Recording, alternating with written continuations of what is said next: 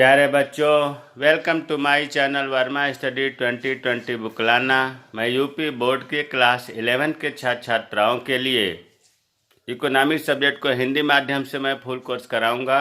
यदि आप full course करना चाहते हैं तो मेरे चैनल को सब्सक्राइब कीजिए और बेल आइकन को प्रेस करना ना भूलें, ताकि जो भी वीडियो मैं अपलोड करूं उसका नोटिफिकेशन आपको सबसे पहले मिल सके। भारतीय अर्थव्यवस्था के विकास पुस्तक में चैप्टर 6 चल रहा है। आज 5वां वीडियो है। अभ्यास के प्रश्नोत्तर जो लास्ट में एक्सरसाइज में दिया हुआ है ग्रामीण विकास का, वो चल रहा है। इससे पहले 4 वीडियो डाल दिया गया है और अभ्यास के प्रश्नोत्तर में 1 से 5 तक हो गया है। आज जो है प्रश्न 6 से लेकर के 10वें तक पढ़ेंगे। 6 प्रश्न है, भारत के ग्रामीण विकास में ग्रामीण बैंकिंग व्यवस्था की भूमिका का आलोचनात्मक मूल्यांकन करें। जब मैं शाख के स्रोत पढ़ा रहा था ग्रामीण शाख के, तो उस समय मैं कह रहा था कि कभी ये बैंकों के बारे में अलग से भी पूछ देता है कि ग्रामीण बैंक की भूमिका क्या है ग्रामीण विकास में। तो इसमें कह रहा है कि ग्रामीण बैंकिंग व्यवस्था की भूमिका का आलोचनात्मक मूल्यांकन करें। आलोचनात्मक मूल्यांकन का मतलब ये होता है, आलोचना केवल बुराई ही नहीं बतानी है, कमी ही नहीं बतानी है, बल्कि उसके लाभ भी बताने होते हैं। मतलब पॉजिटिव निगेटिव दोनों बातें बताई जाती है आलोचनात्मक मूल्यांकन में। तो अभी आपने लेखा में लिखा है, भारत में ग्रामीण शाखा आवश्यकताओं की पूर्ति कैसे होती है। व्यावसायिक बैंक, स्टेट बैंक, भारतीय स्टेट बैंक है, इलाहाबाद बैंक है, तमाम बैंक हैं। क्षेत्रीय ग्रामीण बैंक, सहकारी बैंक, भूमि विकास बैंक जिसको भूमि बंधक बैंक भी कहते हैं, नाबार्ड और संस्थाएं शामिल हैं। प्यारे बच्चों, क्रेडिट में ग्रामीण शाख में बहुत बढ़िया से पढ़ाया गया है। ग्रामीण शाख के स्रोत, उसमें इन बैंकों के बारे में बढ़िया से पढ़ाया गया। आई बटन को क्लिक करके उसे पढ़ लें अगर नहीं पढ़े हैं। तो जब पढ़ेंगे तो आप ये देखेंगे कि ग्रामीण शाखा आवश्यकताओं की पूर्ति मुख्य रूप से 5 बैंक जो है शामिल हैं। 5 से अधिक भी हैं, लेकिन मुख्य की बात कर रहा हूँ। व्यावसायिक बैंक, क्षेत्रीय ग्रामीण बैंक, सहकारी बैंक, भूमि विकास बैंक, नाबार्ड। अब बैंकिंग प्रणाली के आने से बहुत ही गांव का विकास हुआ है। पहले आपको ये बताया गया है कि स्रोत 2 तरह के होते हैं, गैर संस्थागत, संस्थागत। गैर संस्थागत में बताया गया था कि भू स्वामित्व होता है, महाजन होता है, जमींदार होता है, व्यापारी होता है। कितना उनसे दिक्कत थी, क्योंकि ऊंची दर ब्याज लेते थे, अंगूठा लगवा करके हेरा फेरी कर लेते थे, अमाउंट देते थे, कुछ वसूलते थे, कुछ, है ना, चक्रवृद्धि ब्याज लगाते थे। ढेर सारी समस्याएं थी। ऐसी स्थिति में सरकार जो है 1969 के बाद बैंकिंग व्यवस्था पर ज़्यादा जोर दिया। तो इन बैंकों से जो शोषण हो रहा था निजी स्रोत से, उससे बचा गया, काफ़ी इससे लाभ हुआ। तो वही चीज़ लिखा है कि बैंकिंग प्रणाली की तेजी से विस्तार का ग्रामीण कृषि, गैर कृषि उत्पादन, आय रोजगार का सकारात्मक प्रभाव पड़ा है। बैंकों के बिना किसी का भी काम नहीं चल सकता। तो हम कैसे न माने कि इसका प्रभाव सकारात्मक नहीं है। ये तो आपका पॉजिटिव हो गया। अब आते हैं कि इसका निगेटिव क्या है। ग्रामीण बैंकिंग द्वारा निम्नलिखित समस्याओं का सामना किया जा रहा है। ग्रामीण बैंकिंग जो है वो भी दिक्कत के सामना कर रहे हैं, परेशानी का। पहला है अपर्याप्तता। जितने ग्रामीण शाख की जरूरत पड़ती है उसकी तुलना में आज भी बेहद अपर्याप्त है। बेहद अपर्याप्त का मतलब कि ग्रामीण शाख की जो जितनी ज़रूरत है, जितनी बैंकिंग की ज़रूरत है, उनकी अपर्याप्तता अभी कमी है। दूसरा है संस्थागत स्रोतों की अपर्याप्त कवरेज। जो संस्थागत स्रोत हैं, 2 स्रोत बताया गया था ना, गैर संस्थागत स्रोत और संस्थागत स्रोत। संस्थागत स्रोत जो है इनकी अपर्याप्त कवरेज है। अपर्याप्त कवरेज का मतलब कि ऋण व्यवस्था में असफल रही है। पूरे देश के जो ग्रामीण किसान हैं उनको ये कवर नहीं कर पा रहा है, सबको नहीं दे पा रहा है ऋण। तीसरा है अपर्याप्त राशि की मंजूरी। अपर्याप्त, जितना किसानों को ऋण चाहिए उतनी राशि जो है नहीं मिल पा रहा है, बैंक नहीं दे रहे हैं। चौथा है सीमांत या निर्धन किसानों की ओर कम ध्यान। सीमांत किसान जो है और निर्धन किसान मतलब लघु किसान, ये भी बताया गया था कि सीमांत किसान उनको कहते हैं जो 1 हेक्टेयर से जिनकी ज़मीन कम होती है और 2 हेक्टेयर से 5 हेक्टेयर तक जिनकी ज़मीन होती है वो जो है लघु किसान कहलाते हैं। तो सीमांत किसान का मतलब खेत कम है उन पर, और निर्धन किसान का मतलब कि खेत बहुत कम है या गरीब हैं, उन पर है ही नहीं। इन पर जो है बैंकिंग व्यवस्था ध्यान नहीं देती। अगर ये जाएंगे क्रेडिट के लिए, ऋण के लिए, साख के लिए, तो इन्हें नहीं मिल पाता है। पांचवा है बढ़ती देय राशि या अति देय राशि। देखिए, बढ़ती देय राशि या अति देय राशि बहुत महत्वपूर्ण है, ऐसे समझ में भी नहीं आएगा। इसका मतलब ये हुआ कि काफ़ी लोग ऋण ले लेते हैं बैंक से और भुगतान नहीं करते हैं। मतलब या तो जानबूझकर नहीं करते हैं या मजबूरी होती है, लेकिन ये माना गया है कि 50% तक लोग जानबूझकर के ऋण नहीं अदा करते हैं, भुगतान नहीं करते हैं। क्यों नहीं करते हैं? इसका कारण है उन्हें कभी कभी गवर्नमेंट माफ़ कर देती है, तो उन्हें यह मन में होता है कि बाकी रखो, हो सकता है सरकार माफ़ कर दे तो देना नहीं पड़ेगा। तो अब आप समझ गए होंगे कि लंबे समय से कृषि ऋण का भुगतान न करने वालों की दरों में वृद्धि हुई है।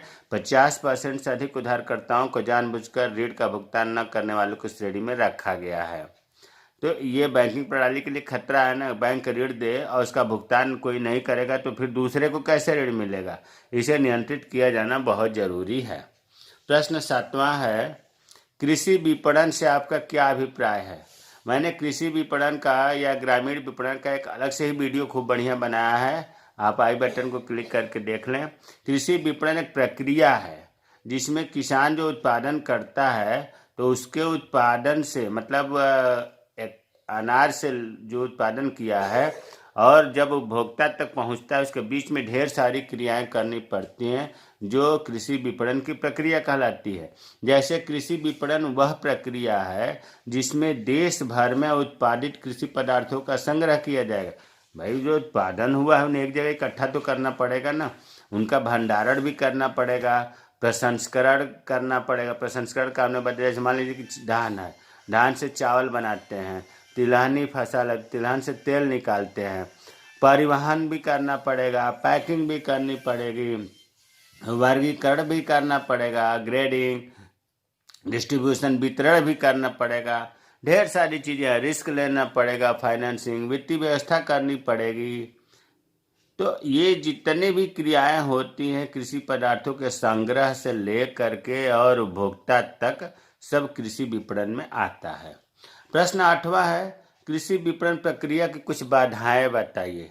वैसे हमने इस जो पर्सनल अलग से वीडियो बनाया है कृषि विपणन का, उसमें बाधाएं, समस्याएं, कठिनाइयां बताए, फिर भी यहाँ देख लीजिए। अभी भी कृषि बाजार पर निजी क्षेत्र का प्रभुत्व है। जो कृषि विपणन है, जहाँ नियमित मंडियां हैं, वहाँ भी ज़्यादातर निजी क्षेत्र का प्रभुत्व है। निजी क्षेत्र का मतलब समझ रहे होंगे प्राइवेट सेक्टर का। कुल उत्पादन का 10% भी सहकारी समितियों को मिलता है, मात्र 10%। 90% कहाँ जाता है? निजी व्यापारी खरीद लेते हैं, मध्यस्थता बिचौलिए खरीद लेते हैं। अब भी सरकारी जगह बहुत कम बिक्री हो पाती है किसानों के द्वारा। दूसरा है, उचित भंडारण सुविधाएं ग्रामीण क्षेत्रों में आज तक भी उपलब्ध नहीं है। गांव में तो भंडारण सुविधा है ही नहीं। ग्रामीण उत्पादन का 10% उत्पादन हर वर्ष भंडारण सुविधाओं के कारण बर्बाद हो जाता है। गांव में अनाज तो हो जाता है, लेकिन जो है भंडारण सुविधा उपलब्ध न होने के कारण उत्पादन का 10% बर्बाद हो जाता है। ये विपणन की बाधाएं हैं, समस्याएं हैं। तीसरा है, आज भी 12मासी सड़कों की कमी है। सड़कें इतने सही नहीं है कि वे अपना उत्पादन विनियमित बाजारों में जाकर बेच सकें। 12मासी का मतलब 12 महीने। कुछ गांव ऐसे हैं कि बरसात में वहां से परिवहन किया ही नहीं जा सकता, सड़कें खराब हैं। सड़कें अच्छी नहीं है तो फिर कैसे नियमित बाजार में किसान ले जा करके बेचेगा? मजबूरी में वो निजी क्षेत्र में पास वाले व्यापारी को बेचता है। इसके अलावा बाजार में क्या भाव कौन सी वस्तु चल रही है उसकी सूचना की कमी नहीं हो पाती है। किसानों को पता ही नहीं चल पाता है कि कौन से फसल उत्पादन का क्या रेट चल रहा है। ये भी एक समस्या है। साख विस्तार का अभाव। अगर शाखा विस्तार का भी हमने बताया कि ग्रामीण बैंक जितना ज़रूरत है गाँव में शाखा विस्तार उतना नहीं है, तोल में भी हेरा फेरी करते हैं लोग। तो ये सब जो है विपणन की समस्याएं हैं। प्रश्न 9वां, कृषि विपणन में कुछ उपलब्ध वैकल्पिक माध्यमों की उदाहरण सहित चर्चा करें। अभी आपने देखा विपणन कि जो उत्पादन का जो खाद्यान्न है एकत्रीकरण से लेकर के उपभोक्ता तक की प्रक्रिया कृषि विपणन कहलाती है। ये कह रहा है कि इसके अलावा कौन सा और वैकल्पिक माध्यम है कृषि विपणन का। तो देखिए, पहला है प्रत्यक्ष बाजार। प्रत्यक्ष बाजार का मतलब हुआ कि ऐसे बाजार जहां पर किसान स्वयं ही उपभोक्ता को अपना उत्पादन बेच सके। वहां उपभोक्ता पहुंचेगा और बेचने वाला पहुंचेगा किसान। बीच में जो बिचौलिए हैं, जो मध्यस्थता करने वाले हैं, जो खरीदने वाले हैं, उनका अंत हो जाता है। खुद जो है किसान स्वयं मंडी में जा कर के उपभोक्ता को बेचता है। जैसे पंजाब, हरियाणा, राजस्थान में अपनी मंडी है उनकी। पुणे की हाड़पसार मंडी है। आंध्र प्रदेश की रायुबाज नामक फल सब्जी मंडी है। ये सब ऐसी मंडियां हैं जो 3-4 उदाहरण दिए गए हैं कि किसान स्वयं ही उपभोक्ता को अपना उत्पादन बेचता है। इसके अलावा बहुराष्ट्रीय कंपनियों और बड़ी भारतीय कंपनियों के साथ किसान गठबंधन कर लेता है। जो भारत की बड़ी बड़ी कंपनियां हैं या अंतर्राष्ट्रीय विदेशी कंपनियां हैं, किसान जो है उनसे बातचीत कर लेता है, गठबंधन कर लेता है। कुछ किसान पूर्व निर्धारित कीमत पर ही इन कंपनियों को सीधा उत्पादन बेचने के लिए तैयार हो जाते हैं। कि जब कंपनियां कहती हैं कि ठीक है, आप बढ़िया उत्पादन करिए, हम आपका माल इस रेट में खरीद लेंगे, तो कंपनियां डायरेक्ट खरीद लेती हैं। इन किसानों को मंडी में ले जाने की ज़रूरत नहीं पड़ती है। तो इससे फ़ायदा क्या होता है कि किसान को मन लगता है उत्पादन करने में, क्योंकि उन्हें पहले ही तय हो जाता है कि हमारा माल बिक जाएगा, इस रेट में बिक जाएगा। जोखिम कम हो जाता है किसानों को और उत्पादन वो बढ़ा देते हैं। क्यों? क्योंकि उनको पूर्व निर्धारित कीमत पर उत्पादन खरीदने का जो आश्वासन मिल चुका रहता है कंपनियों की तरफ से। और ये जो कंपनियां हैं बड़ी बड़ी ना, ये फसलों का बीमा भी उपलब्ध कराती हैं। किसी कारण से अगर फसल नष्ट हो गई तो उस जो बीमा हुआ है उसका जो है पैसे किसानों को मिल जाता है। तो किसान फसल नष्ट होने से भी डरता नहीं है। तो उम्मीद आ गया होगा कि कृषि विपणन के अलावा, प्रत्यक्ष बाजार के अलावा डायरेक्ट भारतीय या बहुराष्ट्रीय कंपनियों से गठबंधन होता है। प्रश्न 10वां, स्वर्णिम क्रांति तथा हरित क्रांति में अंतर स्पष्ट कीजिए। स्वर्णिम क्रांति देखिए 1991 से 2003 की जो अवधि है उसे कहा जाता है स्वर्णिम क्रांति। इस पीरियड में हुआ क्या कि जो बागवानी, जिसको उद्यान विज्ञान कहते हैं, इसमें काफ़ी ध्यान दिया गया, काफ़ी पैसे खर्च किए गए और जो है इससे लोगों का स्थायी रोजगार मिल गया। तो बड़ा ये लाभदायक हुआ कि 1991 से 2003 के बीच में बागवानी में, उद्यान विज्ञान में लोगों को बहुत स्थायी रोजगार मिला, लोगों को रोजगार मिला। तो इसे कहा जाता है स्वर्णिम क्रांति। अब प्रश्न उठता है कि बागवानी में या उद्यान विज्ञान में कौन कौन सी चीज़ें आती हैं। तो फल आएंगे, सब्जियां आएंगी, रेशेदार फसलें, औषधि, सुगंधित पौधे, मसाले, चाय, कॉफ़ी, सब ये जो है बागवानी में आता है। तो स्वर्णिम क्रांति समझ गए होंगे। हरित क्रांति, हरित क्रांति देखिए एक प्रकार की रणनीति थी, प्लानिंग थी, जो 1965-66 में शुरू किया गया। इसका उद्देश्य ये था कि कृषि उत्पादन की वृद्धि किया जाए और कृषि उत्पादन की वृद्धि के लिए हरित क्रांति के अंतर्गत उच्च पैदावार वाली किस्में, हाई यील्डिंग वैरायटी के बीज, उर्वरक, सिंचाई सुविधाएं, कीटनाशक आदि जो है किसानों को उपलब्ध कराया गया, जिससे बहुत ही आशातीत, बहुत ही ज़्यादा वृद्धि हुआ था। गेहूं का ज़्यादा हुआ था, सबसे ज़्यादा। इसीलिए इस अभियान को, इस रणनीति को हरित क्रांति कहा गया। अधिक उत्पादन हुआ। अधिक उत्पादन के लिए सरकार ने हाई यील्डिंग वैरायटी, उर्वरक, सिंचाई सुविधाएं सब उपलब्ध कराई थी। तो स्वर्णिम क्रांति और हरित क्रांति में अंतर समझ में आ गया होगा। अगर कोई प्रश्न नहीं समझ में आ रहा है तो कमेंट बॉक्स में कमेंट करें, मैं रिप्लाई करूंगा। मेरे चैनल को भी सब्सक्राइब कीजिए, उनको शेयर करिए जो नहीं पढ़ पाते हैं, कोचिंग ट्यूशन विद्यालय भी नहीं जा पाते हैं, तो उनको आप शेयर करें।